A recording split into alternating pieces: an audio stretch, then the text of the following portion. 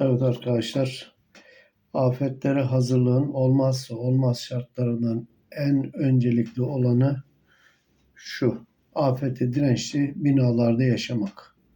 Afete dirençli yapılar olası risklere karşı dayanımı yüksek olarak inşa edilmiş yapılara denir. Bu konuda hemfikiriz.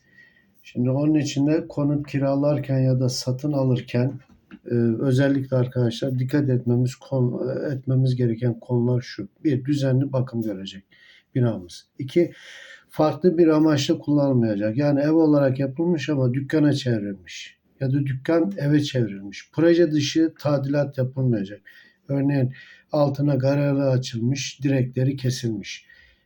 Eğitimli işçiler tarafından yapılacak, yönetmeliklere uygun olarak tasarlanacak, mühendislik hizmeti alacak, yapı türüne uygun ve doğru inşa edilmiş olacak, ruhsata, iskana sahip olacak. Afetsiz günler diliyorum.